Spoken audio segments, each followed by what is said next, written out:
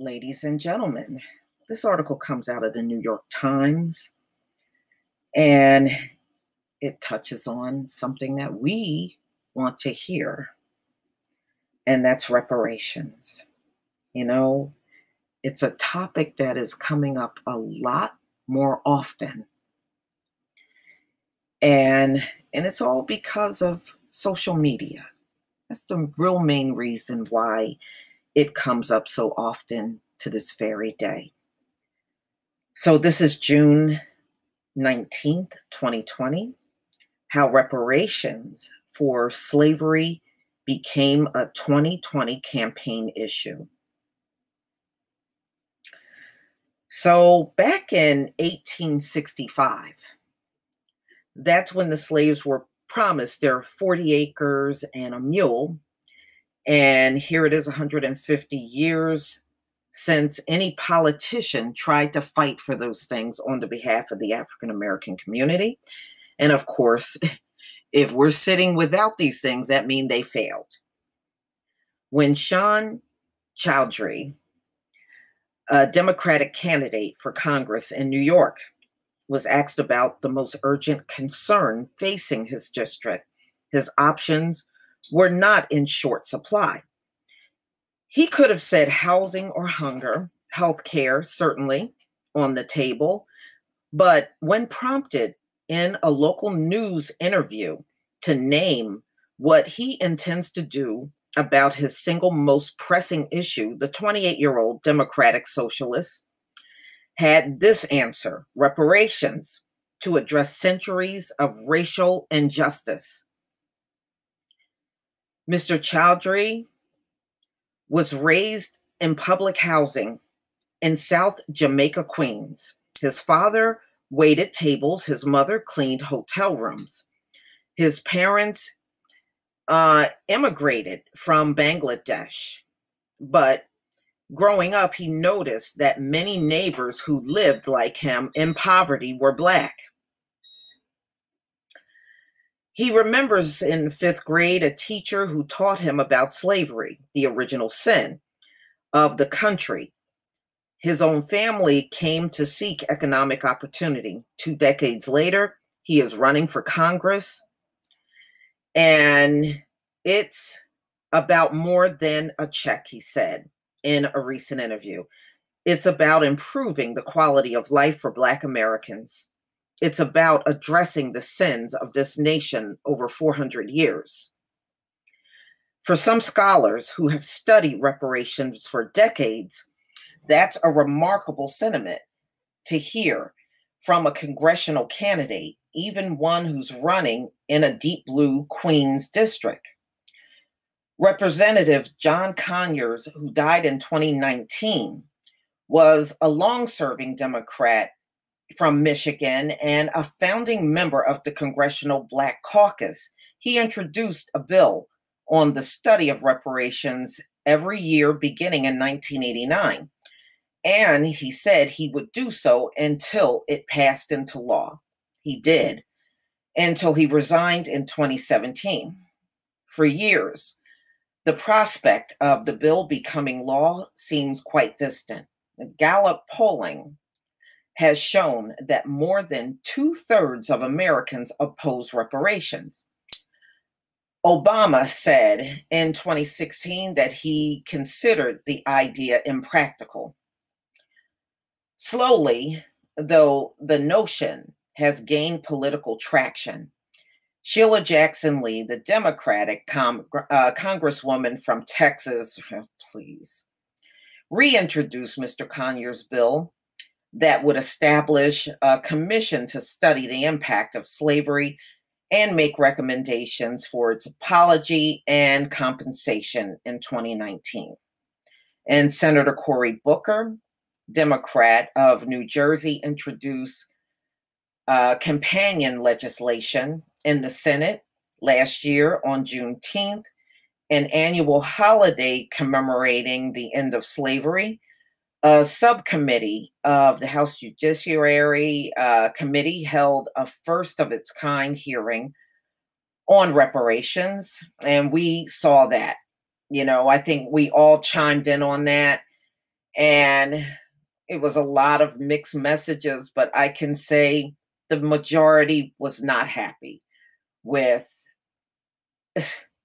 the panel that were there. You know, they made damn sure they had black opposers to it sitting at the table. And, so it was not, I would say, anything to make a big deal out of, in my opinion. And I'm sure I don't share that opinion alone.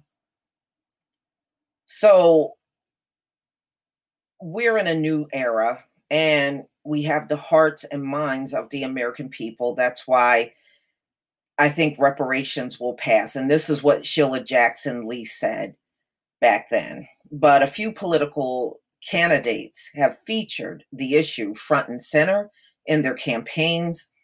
It was somewhat, nobody is going to ever see everybody jumping on board to this thing. I mean, let's be real. We just not. Okay, so reparations for Black Americans in the 21st century. There's been a real fear that there could be a political penalty from the white electorate, from any imagination that you might seriously consider it. In the past year, the attitude appears to have shifted. It's striking to me that people campaigning to be elected officials are mentioning the word at all. There seems to be a sea change. Candidates around the country have found the idea of reparations to be a powerful way of engaging young progressive voters. Charles Booker, the state legislator running in the Democratic primary to challenge Mitch McConnell for the Senate in Kentucky, mentions reparations on his campaign website, noting his family's history of lynching and enslavement. Jamal Bowman, running in the Democratic primary against Congressman Elliot Engel in New York, has said that he believes in reparations, citing he's talking about Ta-Nehisi Coates' testimony at last year's congressional hearing. While the political push has long come from veteran Black lawmakers, white candidates are discussing the issue of reparations too. At a recent Senate primary debate between Ed Markey and Representative Joe Kennedy, both the Massachusetts Democrats said they were open to the idea. Mr. Kennedy said in an interview that the conversation should go beyond debate over a study of the issue, where the legislative focus has remained for decades. But I don't understand how everything in this country can pass without a study. But as soon as you mention the word reparations, all of a sudden we need a study. Y'all full of crap. It's nothing but a stall tactic. And it's another way of saying, we don't want to give you nothing, but we will talk about it, but we don't want to give you, y'all can kiss my ass. Woo. Okay. Andrew Romanoff, a Democratic candidate for the Senate in Colorado, introduced that he supports reparations for both Native and Black Americans during a recent primary debate.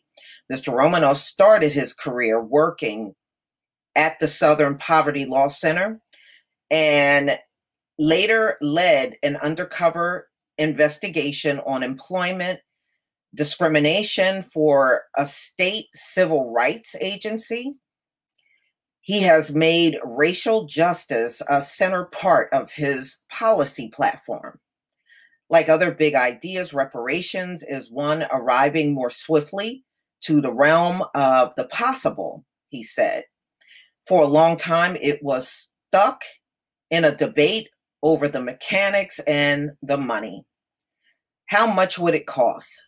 The first step is to recognize the moral obligation. The mechanics are no doubt fiercely debated.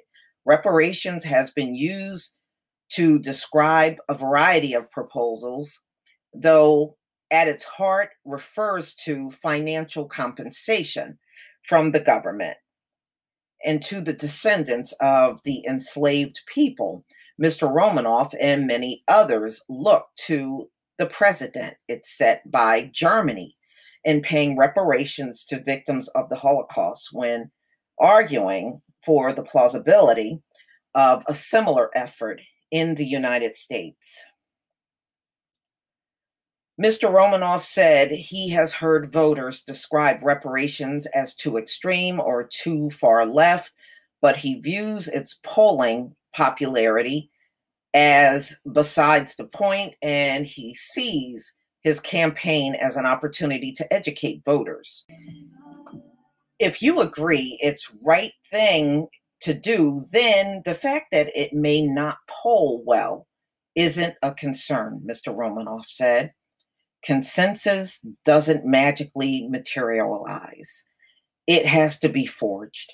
Some polls indicate that current conditions may be ripe for forging consensus on issues that long seem beyond the fear of the political and possibility. In the 2 weeks after the killing of George Floyd, public support for the Black Lives Matter movement increased almost as much as it had the preceding 2 years. The idea of defunding or abolishing the police, which was for years relegated primarily to the realm of a hashtag, has inched closer to reality in Minneapolis, where a veto-proof majority of the city council pledged to disband its police department. And the country has now seen both a public health crisis and an economic crisis that disproportionately hurt Black Americans. Whenever we have an economic shock, you see Black people have it harder. And of course, historically, we have always been struggling, no matter what era it has been. Historical discrimination connected to the wealth gap.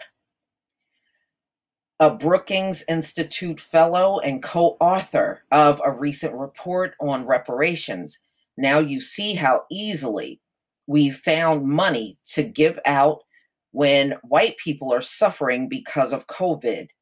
And you scratch your head. Practically is not the only impediment mentioned. A nationwide poll conducted last year found that while a majority of Black Americans favor reparations, they think of the proposal as less helpful than other progressive policies. And I agree with that. I agree with that. You know, so along with that, of course, we want more than just the money. A country's first systematic attempt to offer a form of reparations for slavery came when Union General William T. Sherman issued an order in 1865 promising 40 acres of land and later a mule to former slaves. The idea originated in a conversation the general and war secretary Edwin Stanton held with 20 leaders of the Black community in Savannah, Georgia, and Andrew Johnson, the President Lincoln, who was Lincoln's successor, overturned the order months later. Such nice people, aren't they, y'all?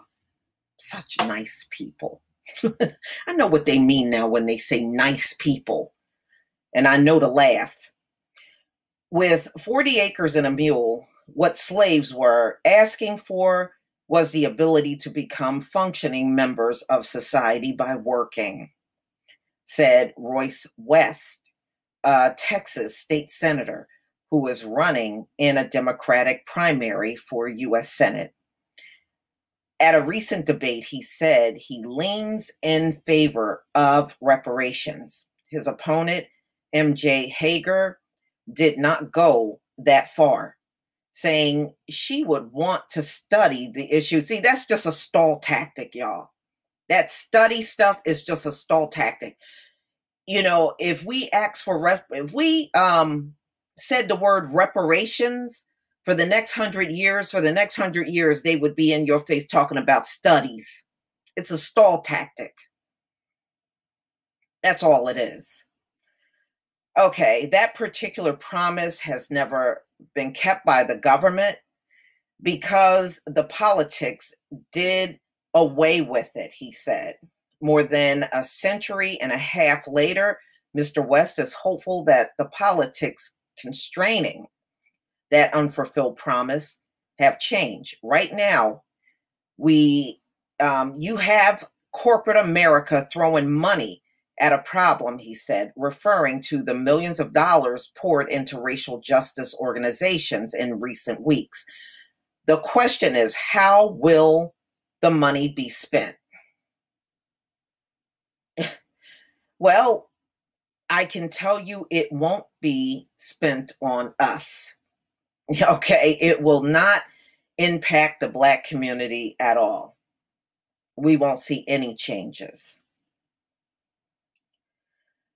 So we've seen all the protests out in the street in the recent weeks, ladies and gentlemen, and you know, politically, it is making an impact. You're hearing a lot more states and um, local governments, and you're hearing more talk about police reform and taking the qualified immunity away from cops so that they're held accountable.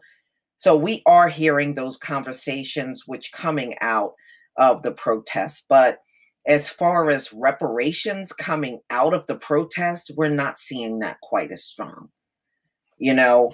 But just know when you hear the word study, you know right then and there, that's nothing but a stall tactic from any political candidate that's running. And I sure wouldn't pull a lever for anybody that wants to study for an oblivion over reparations when nothing else that requires trillions of dollars need any studies.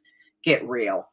But y'all, please tell me what you think. You know, it's amazing how these articles are coming out a lot more frequently these days. Please leave your comment and subscribe. Don't forget to hit on the notification bell. And I'll see you on the next video. Peace, family.